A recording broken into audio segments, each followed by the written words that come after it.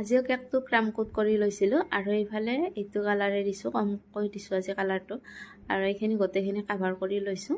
Hello' everyone, স্বাগতম জনাইছোঁ মোৰ আন এটি ভিডিঅ'লৈ। আৰু আগৰটোৰ নিচিনাকৈ এনেকৈ একবাৰ, দুবাৰ, তিনিবাৰ যেইবাৰত মিহি হয় সেইবাৰে এনেকৈ দি লৈছোঁ। তাৰপিছত ওপৰখিনিও মিহিকৈ এনেকৈ দি লৈছোঁ। এতিয়া ডিজাইনখিনিও দি গৈছোঁ আৰু N1 নজলেৰে দিছোঁ, কিন্তু মেল্ট হোৱাৰ কাৰণে বেছি ভাল হোৱা নাই ফুলকেইটা। সেইকাৰণে ভাবিলোঁ এবাৰ উঠাই দিওঁ আৰু এইখিনি ফ্ৰিজত ৰাখি দিম।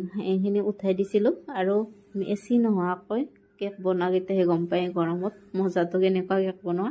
আৰু উঠাই কিনে এয়া ফ্ৰিজত ৰাখি দিয়াৰ পিছত আৰু নতুনকৈ দি গৈছোঁ। আৰু স্পেচিয়েল ডে হয় যিহেতু মোৰো ভাল লাগে ভালকৈ দিলে, আৰু ল'ৰাকেইজনৰো ভাল লাগে। আৰু সিহঁতৰ ডিমাণ্ড নাছিলে কেনেকুৱা দিম, আৰু মই ভাবি চিন্তি এনেকুৱাকৈ দিলোঁ, ধুনীয়া যাতে লাগে সেইটোৱে মই চেষ্টা কৰোঁ ভাল কৰিবলৈ। আৰু এই ক্ৰীমটো মই কি ব্যৱহাৰ কৰোঁ